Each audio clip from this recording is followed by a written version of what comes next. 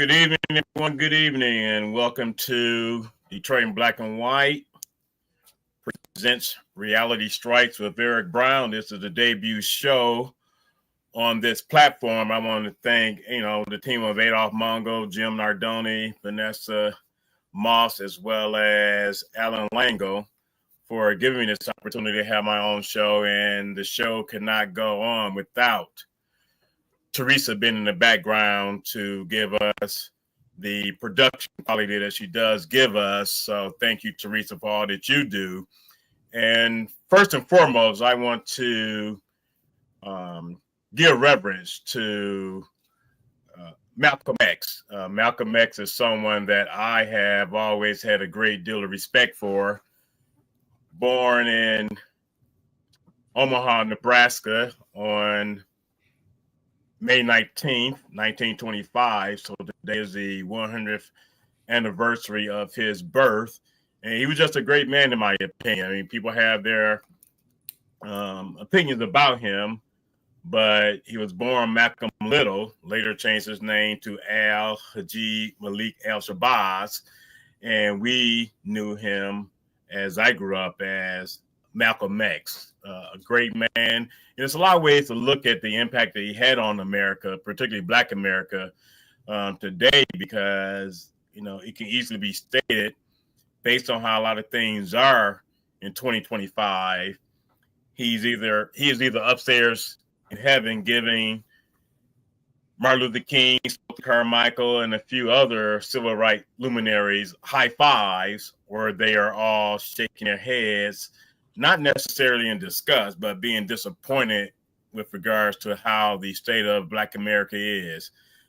So you have the Marcus Garveys of the world, W.E.B. Du Bois, Frederick Douglass, Harriet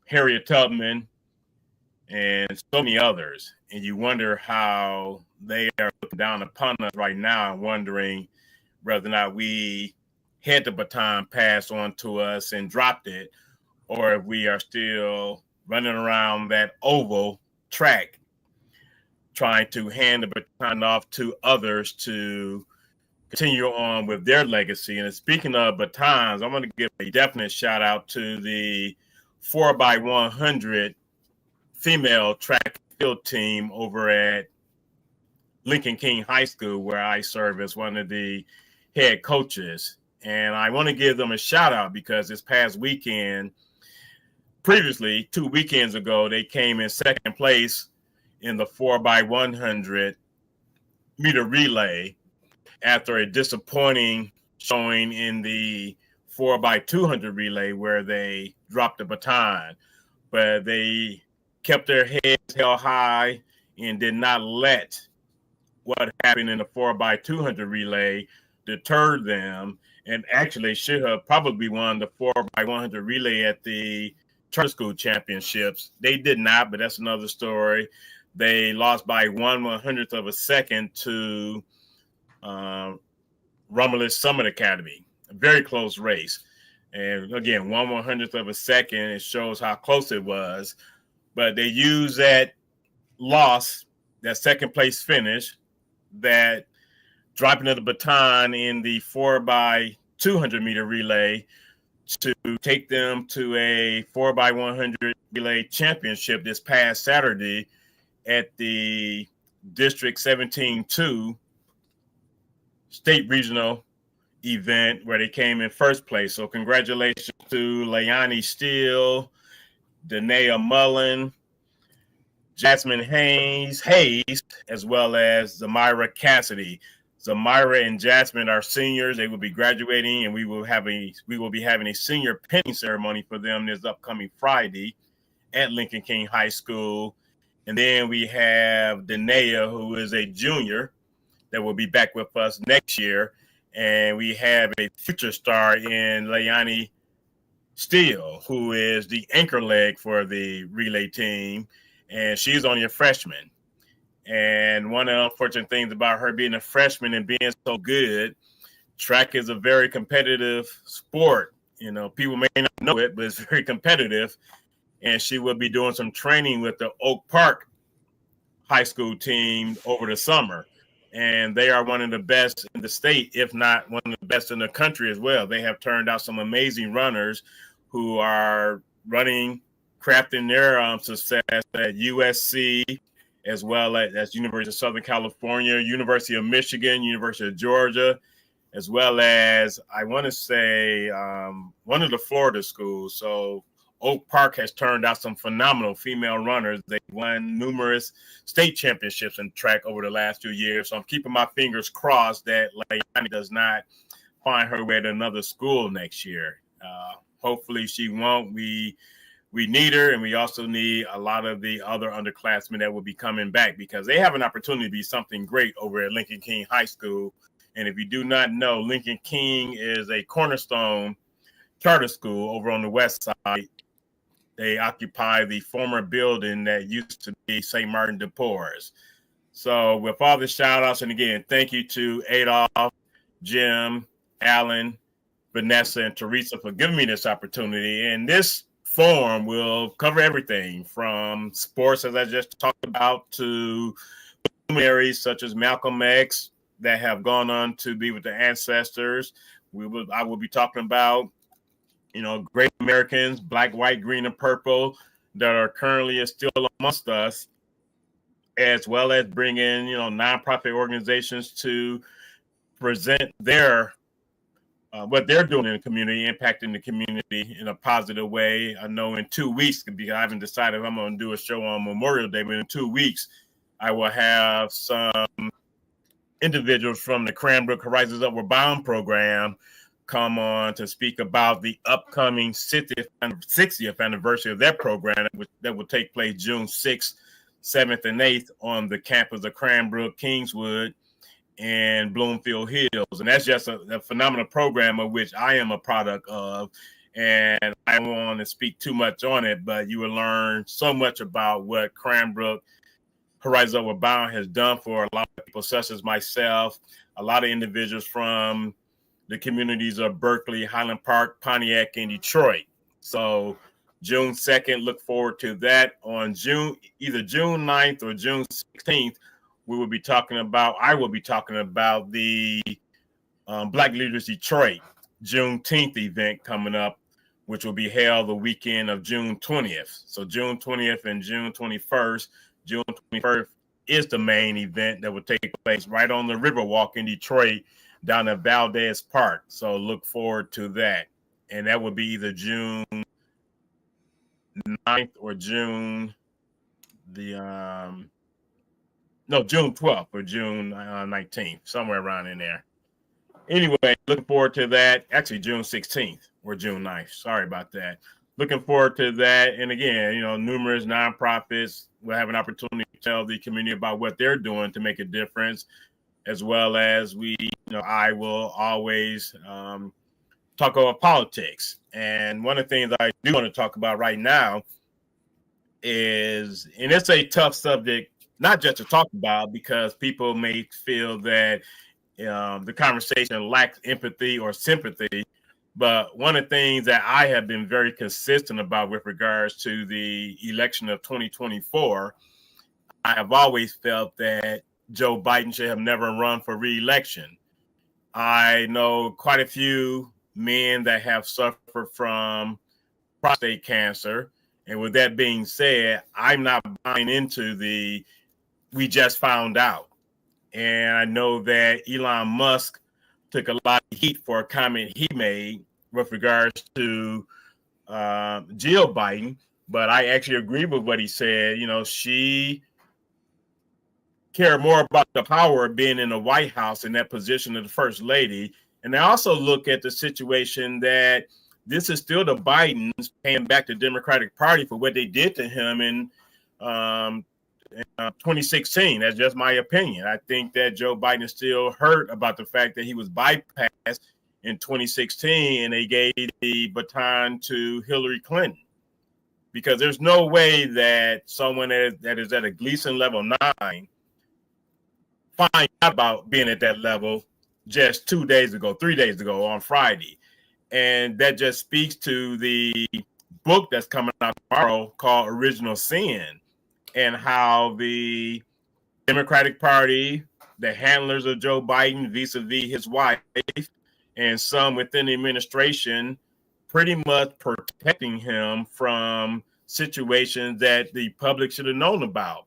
And it could be debated as to whether or not it cost them the election. I say it did, because there's no way, had he stayed on the ballot, he would have won. They should have bowed down earlier, opened it up for an opportunity for a contested primary. They did not do that. And that speaks to the hubris as well as the arrogance of politicians. No matter if it's an R or a D after their name, running at the local, state, or federal level, the Democratic Party really have put themselves in a situation where future elections will be impacted based on how they handle the election 2024. Even Van Jones, who is a ardent supporter of the Democratic Party, he was on CNN Friday with David Axelrod, and he spoke about the situation. This was prior to the information about the diagnosis that came out Friday, but was revealed yesterday. And he spoke very viscerally about the situation. David Axelrod, he had no bones about it. He said that he was right since April of 2023, like myself. I was very, very dogmatic with regards to him announcing his re-election bid. And I have Jim from the Detroit in Black and White broadcast joining me this evening. And Jim, what's your take on the Joe Biden situation? First, I want to say hello. This show, Reality Strikes, I'm really excited. Thank you for asking me to be on the show tonight. And thank you to all our friends out there that are tuning in tonight. This show will not go without you, and we need you. And thank you for being a part of it. Jill, Sam, Dwayla, Same Day Parlay. Thank you guys for commenting. If anybody's out there just sitting back, thank you for being here and not commenting. Well, here's where I take it, right? We all have a member of our family probably that suffered from dementia, or we have friends, or we know people that have suffered from Alzheimer or dementia. And the real challenge with that is they're not making decisions on their own. So someone else is typically making decisions for the person that's suffering, I'll say, for the victim of this, horrid disease. And my dad had dementia, so no secret there. For the last few years of his life, when he approached his 80s, he started, forgetting to do things like make his car payment or his house, whatever the case is. So he needed some direction, right? So people with dementia, and I can only give you my example, but they typically go back to a situation where they're more dependent, like children, in a lot of examples. They have moments of clarity, but again, there's not always moments of clarity. But what happens is they aren't the ones making a decision. So when we look at Joe Biden, we've identified, I say we, not me, but the citizens decided that they didn't want Joe Biden to be the president of the United States. But the real question is, whose fault is it? And I'm going to say that I'm going to go on a limb here and say it's not Joe Biden's fault. I think at some point people were leading Joe Biden, and I agree with you, the point you made. Prostate cancer is one of those diseases like colon, like a few cancers that people are more likely to die with than from. Prostate cancer, the doctor always tells you that. When you start getting a little up there in age, there's not a year goes by that you don't get a PSA test and that you maybe have another kind of test to check the size of your prostate. So I agree that Joe Biden has been suffering from this disease for quite some time. Now, where does the dementia come in? I hate that we're beating up on Joe Biden if he wasn't the decision maker in the process, right? If he wasn't the guy that sat down and said, hey, I want to be president of the United States. We need somebody in 2020 that can beat Donald Trump, because many people were afraid of Donald Trump for good reason. And they said, we can't win we're fractured. We need Joe Biden. Joe Biden is the voice of reason. Joe Biden is a traditional Democrat. And he ended up running and winning the presidency. So my question is, how far back do both of these diagnoses go? How far back was he suffering? Were they seeing signs of dementia? And how far back were they seeing signs of prostate cancer? My belief is that he probably had prostate cancer not before the 2024 election, but prior to the 2020 election. And it's interesting you bring that up, Jim, because that's one of the things that his doctor actually stated, that he had prostate cancer during his presidency. I haven't read the full article yet, but as I was reading the article, he spoke to what you just talked about. And it's not, the thing is, it's not beating up on Joe Biden. I think, I'm looking at a comment from True Sensation. I think people have to understand, no one is talking about a conspiracy theory. At the end of the day, the Democratic Party, as well as the handlers of Joe Biden, hid his condition in 2024, as well as during the 2020 election. And I say that because you did not see Joe Biden during the 2020 election. They blame COVID, which depends on your perspective, could have been a legitimate excuse or could not have been a legitimate excuse. But people had Donald Trump fatigue, and that's why Joe Biden won the 2020 presidential election. Matter of fact, after the 2020 presidential election, I specifically stated in a post, because I had only been on Facebook at that time a little bit more than a year, that Joe Biden needs to send Donald Trump a thank you letter for being so terrible with regards to how he handled COVID. That's why Joe Biden won. He did not win because, both of them were bad candidates as far as I'm concerned. But again, to True Sensations, and we appreciate the comments, maybe we are electing old people. That's a fault on the part of the electorate. That could be one of the problems. But under the same token, this is not about saying it's a conspiracy. My lying eyes did not fool me into knowing when I saw that debate on June 27th, something was wrong.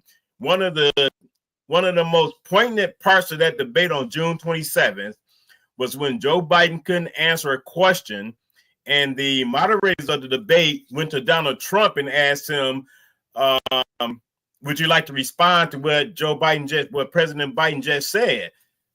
The exact words out of the mouth of Donald Trump was, I don't think he understood what he just said. That's something that should have been so alarming to the people that was watching, because that debate, was probably one of the worst debates I have ever seen in my life, because it showed that he was facing some real issues, Jim, and a lot of people want to ignore that. Now you have all these books that have come out, and people are saying maybe those that wrote the book should have said something then. Well, anytime someone said something negative about Joe Biden during the 2024 presidential campaign, this was even before he quit, you were seen as someone that loved Trump. No, it was not a matter of loving Trump. I saw that there was issues going on with the guy. And again, going back to April 2023, I was one of the main persons saying the guy should not be running. People cannot continue to let their hate for one person dictate their settling on another person for the presidency or any office. And that's how I saw it.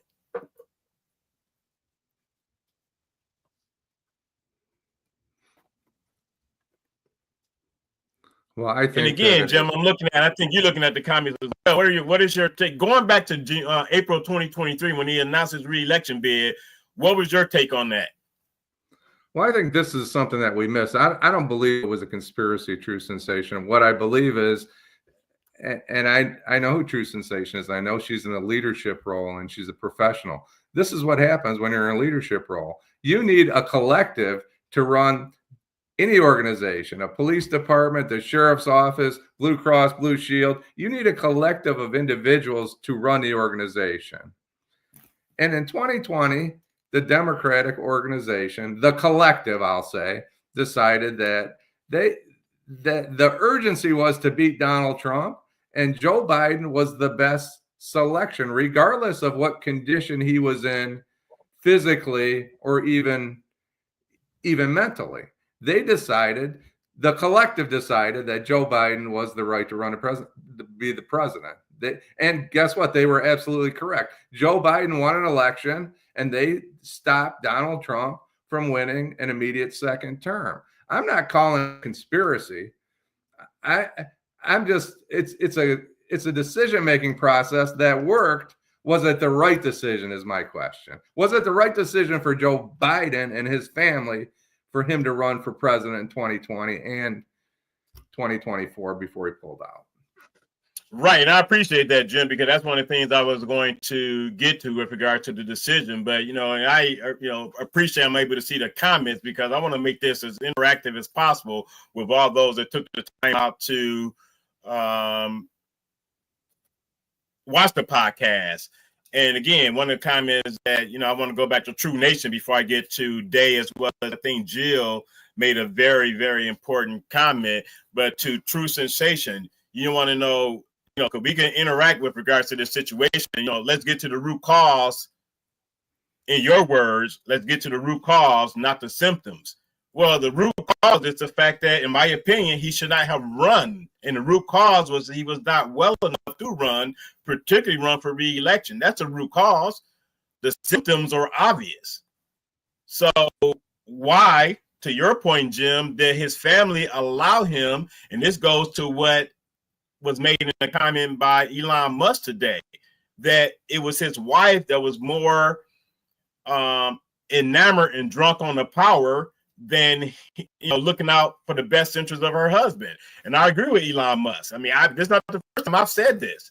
She was more enamored with the position. She was pulling the strings, as well as his son Hunter, who of all people, why would you have that guy pulling the strings for your candidacy for the presidency of the United States of America, the most powerful person in the world? So they failed him. That's the only way you can look at it. His family failed him. You can't say that, according to the book, you can't say that all his cabinet members failed him, because according to some of the books, they were even outside looking in with regards to how things were being handled. So it's so many things to look at this with regards to the symptoms and not the root cause.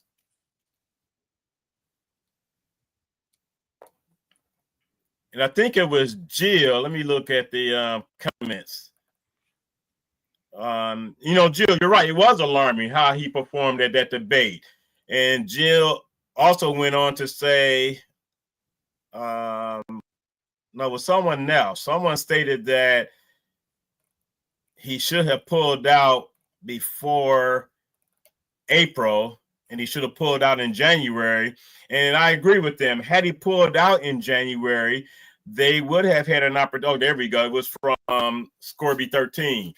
Why didn't Joe pull out in January 2024 so that the Democrats could have went on through the selection process and not just had Kamala Harris as a front runner? I agree with him. There should have been a contested primary.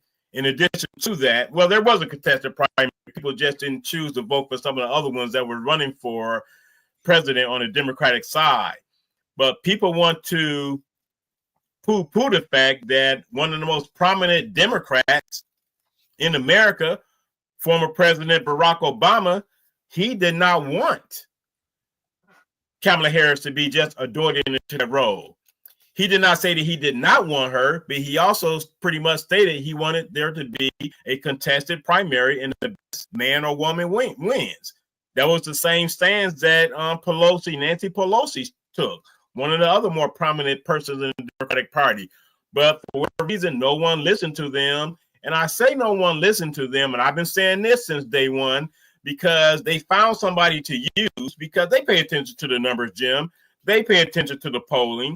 The polling showed that had Kamala Harris not been selected, they would have lost a lot of support from the Black electorate. Well, they were already losing support from the Black electorate prior to the debate in June of 2024. Polls are already showing Black America, particularly Black males, defecting from the Democratic Party. So, you can't have it both ways when people want to make the argument about this situation, going back to the announcement about his re-election. It just doesn't work that way. You either agree that he should have ran, or you agree that he should have stepped away from it earlier. Most people, for whatever reason, and what's interesting also, Jim, had he not stepped away as much as criticism he was getting, people still would have voted for him. So the argument is just mind-boggling to me when it comes to so many people. And Scorp 13 makes a great point. If Joe Biden was ill and he stepped down, Kamala Harris would have been the president. She'd have been able to run, as an incumbent. Yeah, I would right. like to, right. She would have been run as an incumbent. I don't, her running as an incumbent, then running as the nominee, I think would have been, it would have still been interesting. But I just don't think the Democrats were in a position to win the election of 2024. It's just too many variables were at play. So you don't think they would have been better positioned if Kamala Harris was the president and running against Donald Trump? I said they would have been better positioned. I say that I still don't think they would have won.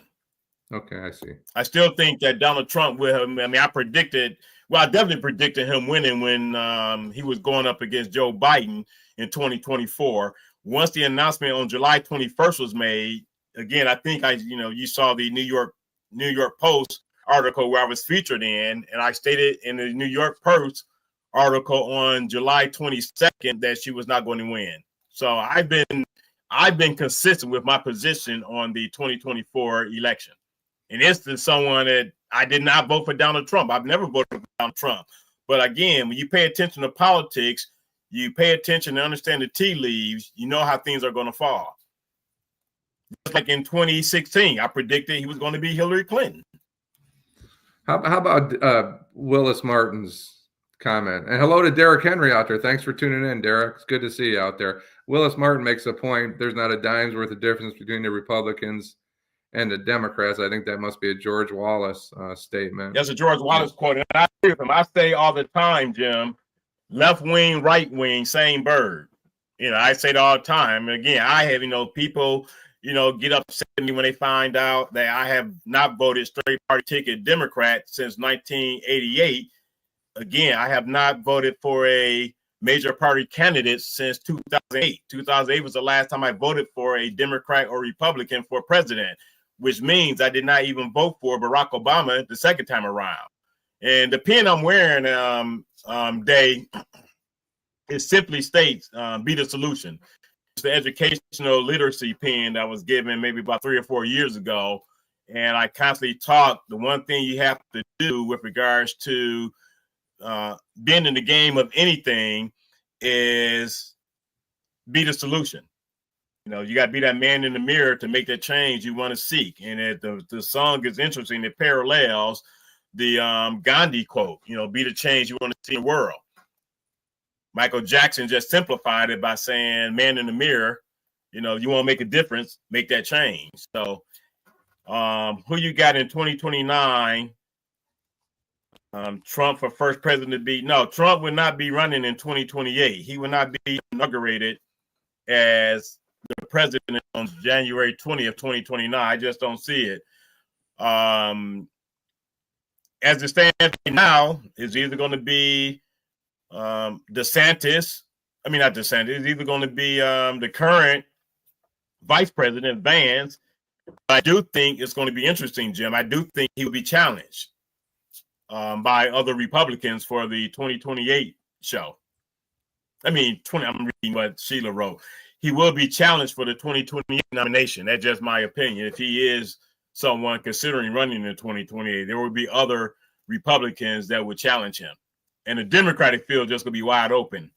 I do think it would be a mistake for the Democrats to bet on Kamala Harris again. A poll just came out with her having, which is interesting, Jim, because a poll in California came out where she only had 33% support, but then a national poll comes out for 2028, and she leads that poll at 30% favorability for the nominee in 2028. So either the American as a whole don't get it, or those in California do get it because they don't want her to be their governor. So that's interesting. Well, they're a little closer to her, just like, people think that Gretchen Whitmer may be a great president. And I'm guarded on my opinion. I think she's very smart. I think she's more a middle of the road kind of candidate. They love her all over the country. She probably has more criticism here in this state than she does anywhere else in the country, because California It's interesting knows. you say that. Yeah. Go ahead. Yeah. No, that's all I was going to say. California knows Vice President Harris, and Michigan knows Governor Whitmer for sure. Right. And Scorby also stated, I don't think that Jill Biden wanted Kamala to be the first female president. Interesting comment, because in the Twitter, I still call it Twitter, there was a Twitter post from yesterday where it was headlined by saying Kamala Harris buries a hatchet with Biden. You know, I haven't read it yet because I'm not sure if it's referring to Biden Joe or Biden Jill, because it was definitely rumored that they did not like one another. And hello to you too, Janet. So it's very rumored that they two did not like each other. Well, it's always a power struggle, right? And the vice president gets put in the background, just like the governorship here in Michigan. We talk about the lieutenant governor and, you know, where he sits today compared to where he sat before he ran for lieutenant governor. There's always an internal struggle. And I guess I'd like to know what the viewers think about, would Kamala Harris, we both agree that the Democrats would have been better positioned had Joe Biden stepped down and she was the president. I'd like to know what the viewers think about that. If she would have been president, had he stepped down earlier? Yes, if she had more of a, if that's she your had question? A chance, I guess. Yes, they were. Oh yeah, she definitely had more of a chance. Yeah, she definitely would have had more of a chance, and she would have been better positioned as well. It's no different than Elissa Slotkin. Even though Debbie Stabenow did not step down, it's as if she did, because all the support and money went to Elissa Slotkin. And though Stabenow did not make an endorsement, behind closed doors, I'm sure there was a deal made with regards to that situation. And Derek says, believe it or not, Whitmer in 2028. And I believe that. I believe she has enough of the middle space in the Democratic Party. She's not a far left winger. She's not a conservative Democrat. She can be conservative when she does bills and law that help business, and she can be liberal when she's doing human rights things. So I agree. I don't think Derek's wrong at all. I think she has as good a chance as anybody to be the president. And what else is interesting, Jim, the way the rest of the country see her going to Washington, D.C., they see that favorably. Whereas here in Michigan, people see it as negative. So it's interesting that the rest of the country understands the role she has to play in going to Washington and meeting with President Trump, but those in Michigan are very critical of her doing that. That is a very interesting quagmire, as they say. Well, she should have stood right up, and she shouldn't have tried to hide. That was a bad deal to hide. Oh yeah, that was a bad. Yeah, that one. Yeah, her hiding. It's interesting. Was she serious when she did that, or was she joking? Because the cameras are all on you. So your face was still shown for the most part. So what were you doing as far as putting that portfolio in front of your face? That was a bad look. And I appreciate James Craig, the candidate for mayor, former police chief, was on our show, and he acted and he made a point that Mike Duggan, had a link to the current White House, and if he was mayor, he would have a link to the current White House. And I'm just not sure about how strong of a link and how helpful that link might be. I'm not sure. I don't really get it. I don't really get the connection between James Craig and Donald Trump. I guess there is some kind of connection, but I don't see that as an opportunity to bring, hundreds of millions of dollars to Detroit because they're familiar with each other. I mean, he often speaks very highly of James Craig, and I would rather call him James Craig because one of the things the text message I sent you guys earlier today, one of the things that I took exception to, and I would have asked had I been available Saturday, you can't say it's not a political position, the chief of police. And at the same time, your website is political by saying Chief Jim Craig or James Craig for mayor. I mean, so that just doesn't match, in my opinion. I think that if you're going to say it's not a political position as chief, then just run as James Craig for mayor. By putting chief in front of it, I get it. You know, that's politics. You want the name ID and recognition. So people will know that if they like you as chief of the City of Detroit Police Department, they will like you as mayor.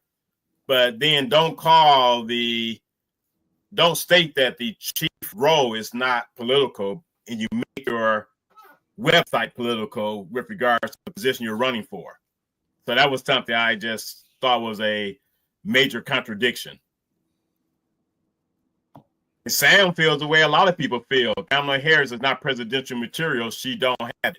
And, you know, people have to understand that's a lot of reason why a lot of people didn't vote for her. They just didn't feel that she was the type of person to be president of the United States.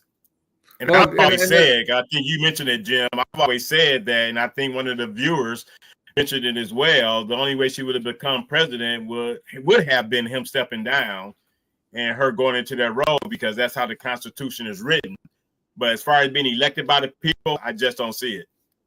Well, then I asked the question, did she have her hands tied behind her back when she was vice president? She was a prosecutor. That's a tough job. Attorney general, right?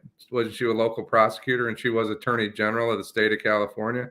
Those aren't easy jobs. You don't have to like the attorney general of Michigan, or you can love whoever's the attorney general. But those aren't easy jobs, and you have to make independent decisions when you have that role. Now, when she became the vice president, she faded into the background, unfortunately. And Derek talks about. Go ahead. It could have been by your statement, Jim. She had her hands tied,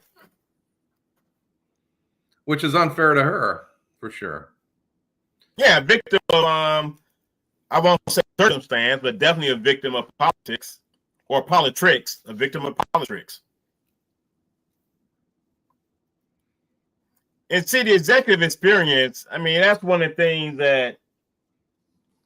that's very subjective, in my opinion. Yes, and I would use the deputy mayor as a bomber because that's a figurehead position. That's not in, it's not, you're not elected to be the deputy mayor. But being a chief of police, yes, that is an executive position. But Chantel Jenkins has some executive experience as well. I think that being a CEO makes you an executive. But who has more? Tomato.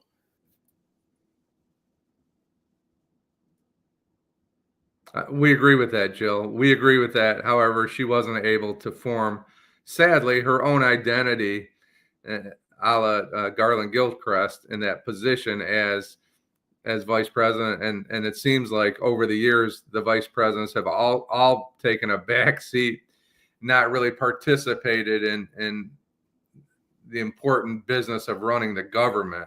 They're there to vote in the Senate whenever there's a tie, but they don't really get to form an agenda as vice president. We can go back however many years. You can go back many presidential cycles. You're right, Jim. And Score B. I mean, that's a legitimate comment. What do you think, Jim? Yeah, I can't really. I don't know what was going on in her head. She knew she needed to be in Washington, D.C. to protect. She went there to protect the residents of our state, and I give her credit for that. It was a courageous move, but I don't like the idea that she was distancing herself from it.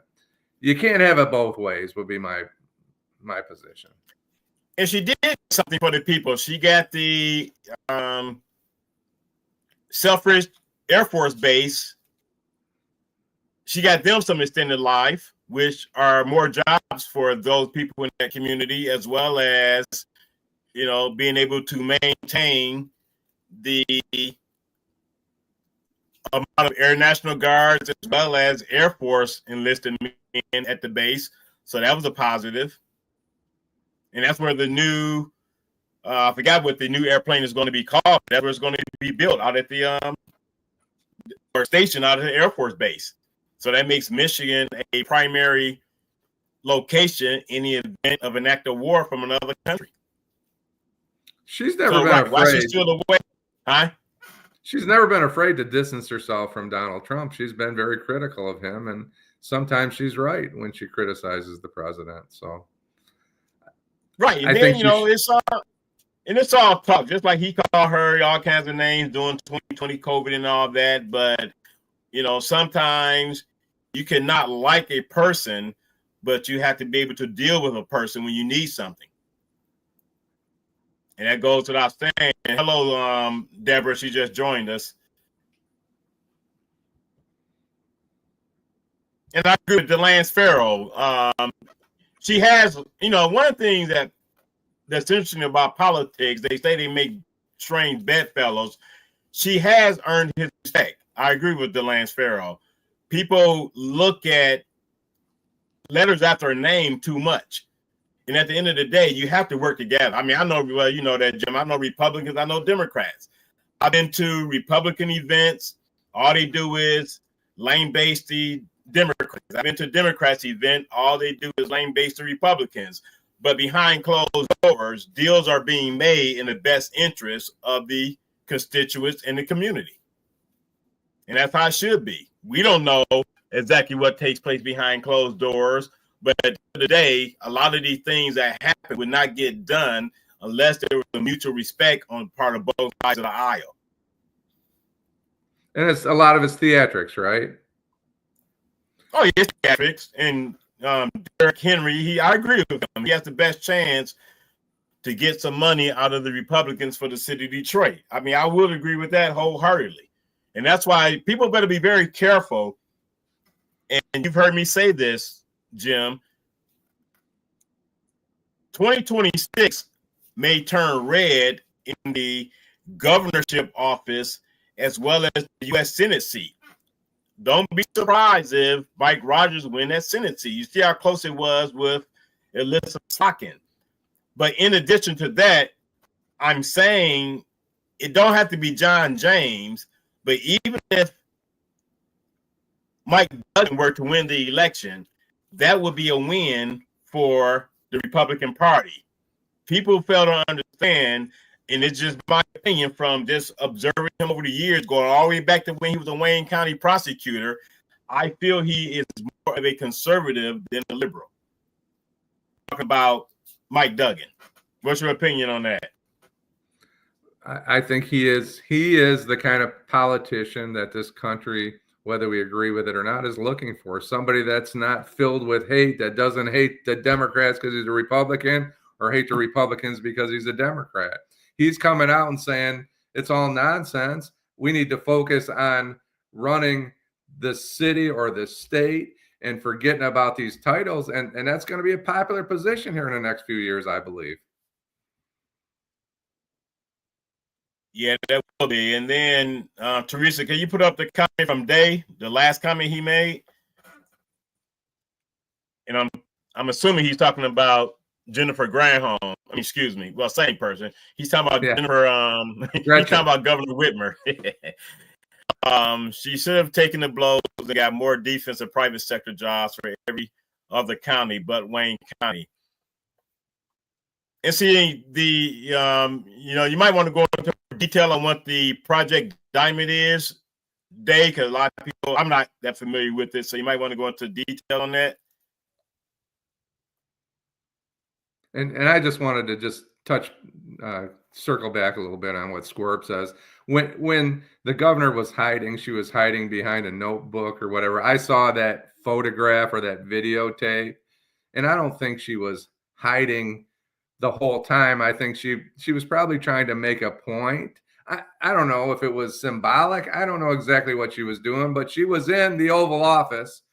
It appears that she didn't want to be part of his press conference. And I get that, but I think there was probably a better way to do it. Maybe step out or say I need to go to the restroom or something, than to be in the mix when all those photos were taken.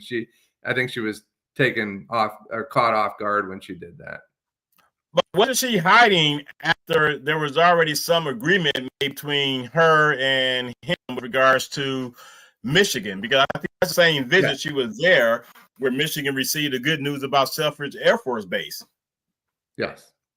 So why hide? You got what you want. Well, I'm not sure that's what she went there for specifically, but why hide? You know, he's going to say what he's going to say. He has the bully pulpit to say what he's going to say. And if he said something make it seem like you was his BFF, I mean, that goes with the territory. You there he now. He was praising her, and it made her uncomfortable, I think. Yeah, so it's like, and it made a lot of Democrats uncomfortable that he was praising her. Oh, it definitely made a lot of Michiganders uncomfortable. And thank you for joining us, Edward A. So it definitely made the Michiganders uncomfortable, those that support the Democratic Party.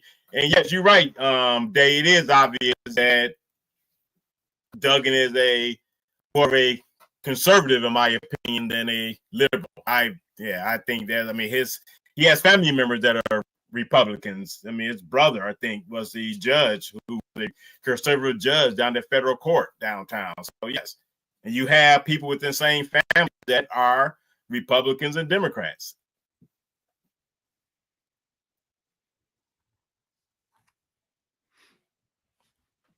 So that comment about the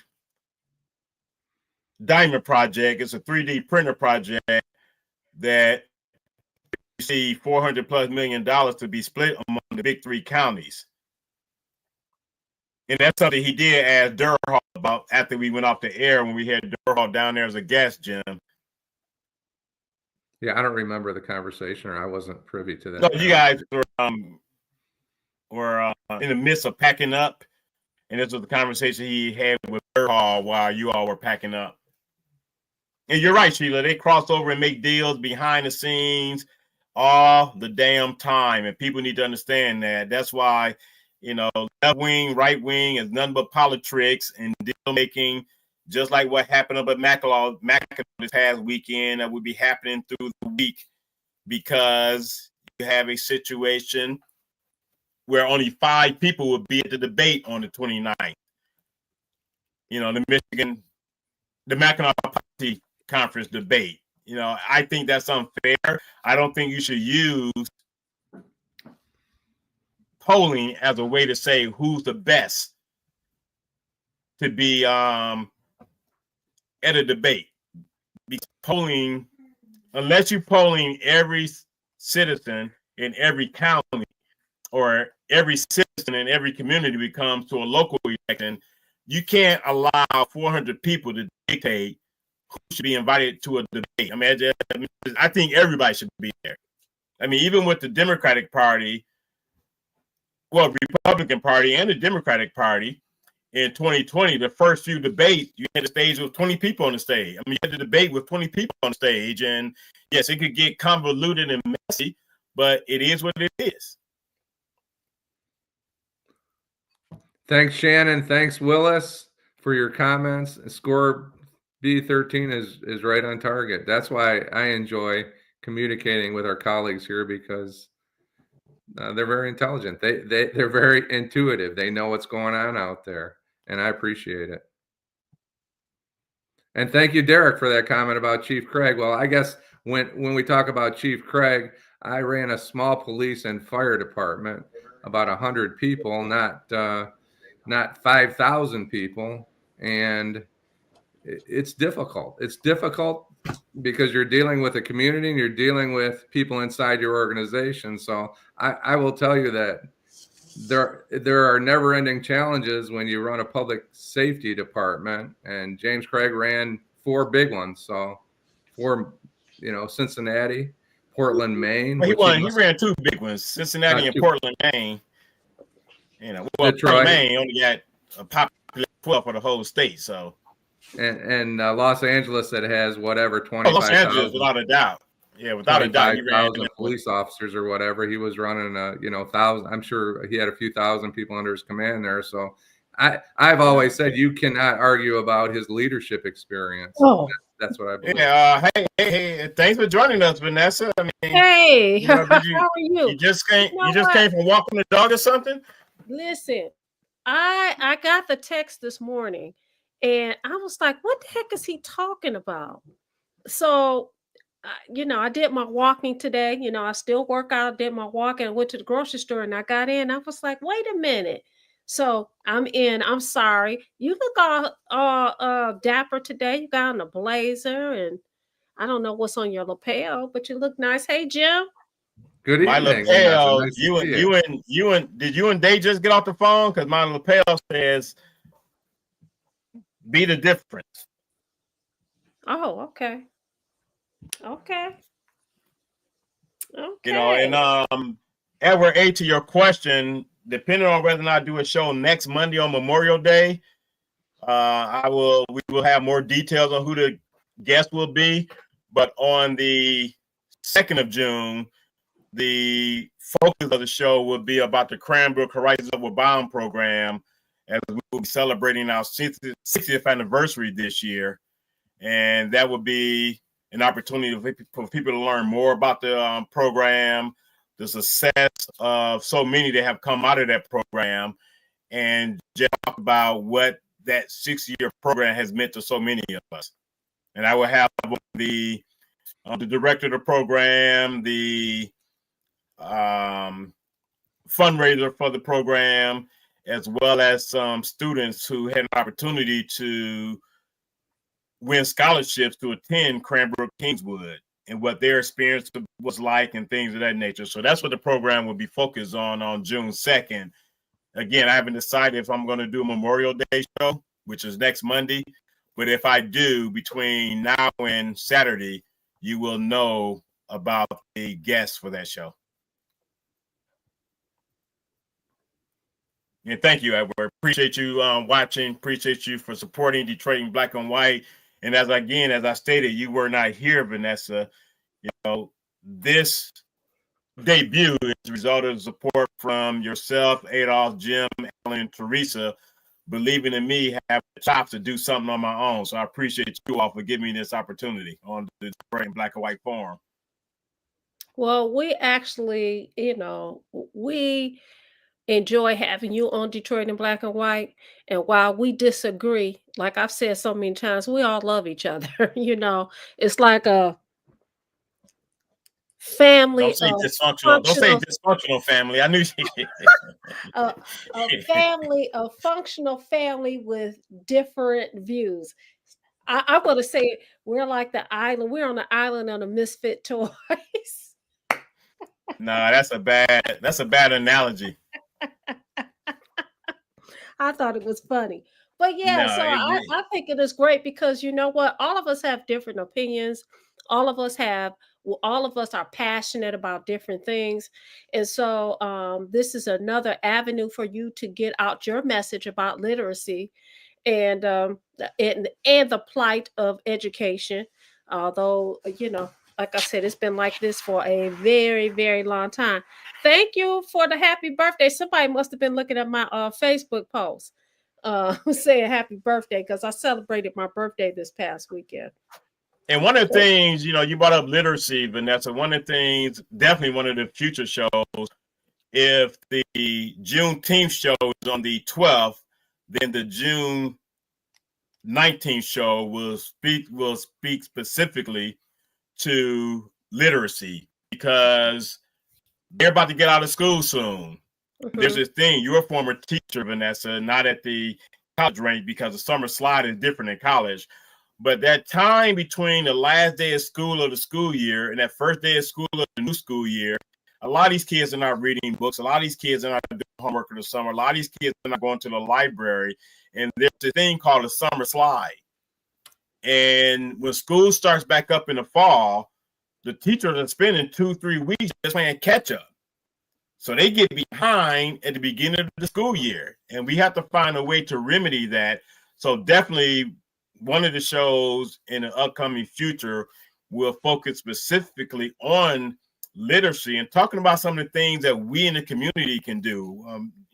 Just this evening at the 100 Black Men monthly meeting, we had someone from the Black Male Educational Alliance as the keynote speaker for us. And he talked about the importance of seeing Black male faces in the classroom, because the statistics are terrible. I thought it was about 4% of those that were Black males in the classroom. The number is only 1.3% nationally. 1.3%. This is Black males are teachers in the classroom. This is very interesting because, believe it or not, like I said, I just came in. I was on the phone. I don't know. I think you know my sayings, but she and I was talking, and she took her niece to a program to apply, I think for a welding program. And guess what? You needed to have a 6th grade, be able to read on the 6th grade reading level. And the young lady said, wow, that's interesting. Let me tell you what she said. She said she told the people there that she was offended because she has a college degree. She's graduated from college. And the response was, you would be surprised. And I laughed because you're talking about education now, but I think we all can agree that the plight of education has been sad for many, many, many, many decades.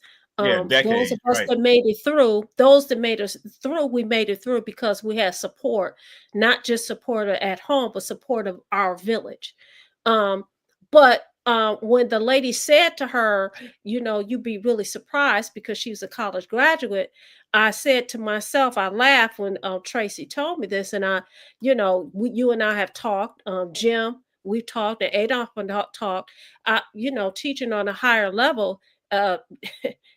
Listen, for decades, they've been passing people along. So when we talk about the plight of education, you have people who are going to college, getting bachelor's degrees, master's degrees, and some of them even getting PhD degrees. And listen, I question whether or not they can spell Mickey Mouse. I'm not trying to be funny, okay? You're right. It is really sad. And these are the same individuals that are giving jobs to go and teach these very kids that you're talking about. Once upon a time, it used to be the brightest and the best. The brightest and the best. Now is whoever can get through this process, whoever got passed along, and we need to fill this. And I'm not saying that is with all. I'm not trying to paint a very broad picture, but I'm trying to paint a picture of reality. We do have a lot of that, and that is really sad. It's sad. True Nation, he asked a question about sharing. Well, he posed the issue about sharing information on how viewers can volunteer and support. And again, on the 12th or the 9th, the 12th or the 9th or the 16th of June, one of those shows will be on literacy. So as much information as possible will be presented to the viewers again on June 9th or June 16th. It depends on when I have the event with regards to the Black Leaders Detroit on to talk about Juneteenth 2021 on the riverfront in Detroit at Valdez Park. So again, June 9th or June 16th will be the show on literacy, True Nation. So, Eric, I want to ask you a question, and then I want to suggest something. When I said that she was told, now she's trying to get into a welding program, this young lady, there's a welding program. I said 6th grade reading level, and you said you were surprised that it was 6th grade. You thought it should be higher or lower? No, I'm not surprised it's at 6th grade. What I'm saying is most newspapers, as well as information policy and procedures, are written at the 4th or 5th grade level. Right. So I'm just surprised they have it. I'm surprised they have it higher than that, because a lot of people, 85% of prisoners in prison read no more than a 4th grade level. So a good friend of mine, he was saying, and he's a returning citizen of many years now, but he even suggested that to get out of jail, one of the conditions to get out of jail is that parolees should be able to at least read at a 5th grade level to get out of jail. Considering most information is written, newspapers and all that are written at a 4th grade level. And so for those who I like to hear, I know this probably take forever, but if I can't read at a 5th grade level, that means I stay in. I mean, I don't understand. Well, he just feels that, that should be you're there. You have a lot of time on your hand. Take advantage of that time and learn how to read. Yeah. And if you're not doing it, because that's one of the reasons why recidivism is so high. A lot of these people that can't read at the 4th grade level, they're going back into jail, not reading at the 4th grade level. Yeah. Well, I mean, I guess it's a good suggestion. I just don't know if that is feasible or realistic. Exactly, because I mean, if I've done everything else and you telling me I got to stay in because I didn't finish reading, because I chose not to perform at a 5th grade level or do whatever. I don't know, but shouldn't that be motivation? Shouldn't that be motivation to get out though? I don't know. I don't think he's talking about parole. I don't think he's talking about denying parole. I think he's just kind of making a point, right? That people should be I hope that's what it is. Welcome to Detroit. Welcome to Detroit, Willis Martin. Well, thank you. And before I forget, Eric, Edward A., and I just lost it. It said, take Memorial Day off and support our veterans like myself. Thank you for your sacrifice. I saw that. Country, Edward. And if you're ever bored and you're ever down this way, the Victory Health Club in Wyandotte is free for all veterans and first responders, and maybe you can step in and see me sometime. True Sensation, my old friend, thank you for tuning in. Shannon and Willis is a new Detroiter. Thank you. Sorry, I didn't miss you. A lot of making great points. A lot of new viewers. I'm looking at the names. We couldn't do it. This is about you. This is our only. We lost an option, and this show, if I may, really briefly. Adolf and Vanessa. Adolf was on the radio for 7 or 8 years, and that radio station is now gone. And if you're getting your news from the mainstream media, you're probably not getting accurate news. And we hope that collectively, some of us can work together and seek truth and share truth. And appreciate you sending me 5, and seeing you in a while, and hope all is well with you. And that brings us to the end of. We went a little bit over. I want to appreciate all the viewers. I want to appreciate Teresa for all she does in the background. Appreciate you, Jim and Vanessa, for joining me this evening. And I guess I will take that advice and give tribute to the veterans next week. And therefore, the next show will be on June 2nd. And again, on June 2nd, most of the show will be dedicated to the Cranbrook Horizons Upward Bound program, telling people about that, as well as the celebration of the 60th anniversary of the program that has meant so much to so many of us, myself, my brother, that without it, there's no telling what it could have done for us staying in the streets of Detroit over the summer as opposed to being in summer school up at Cranbrook. So Eric, you'll learn more. What?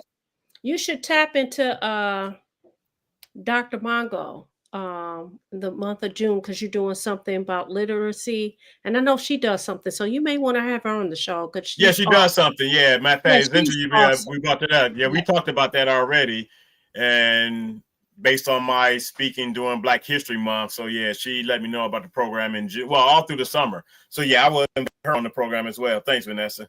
Yeah. And thank you all for tuning in. Thank you for the congratulations as it relates to the show. And again, Reality Strikes is a resumption of the show I used to do on internet radio.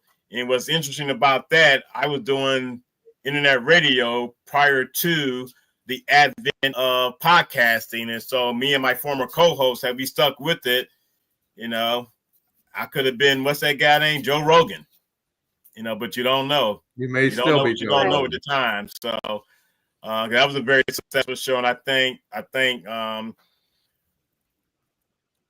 Scott Boswell and his wife Karen for giving me an opportunity on that, and his brother Stuart, college classmate from Eastern Michigan University, was my co-host But I want to do the same thing here. And just like with that show, it was kind of mild today, but just like with that show, Reality Strikes will always be about straight, no chaser commentary, because I think I am a firm believer of telling people what they need to hear versus what they want to hear. So again, thank you all for tuning in this evening, and enjoy the rest of your week. Enjoy your Memorial Day holiday. For those in Detroit, you get down to some of the activities related to movement, techno music, house music. Go enjoy yourself and stay warm, because it's not going to be a warm week or weekend coming up. So stay warm. And again, thank you for tuning in. Good night, and come into the future. We have some theme music, intro theme music, and outro theme music. The outro will always be Michael Jackson, Man in the Mirror. I knew it was gonna be Man in the Mirror. I knew it. And the intro would be John Mayer's Change. Oh, I thought you was gonna say maybe some Earth, Wind, and Fire, but okay. No, that'd just be some interludes, Earth, Wind, and Fire. All right, good night, everybody. All right, bye-bye.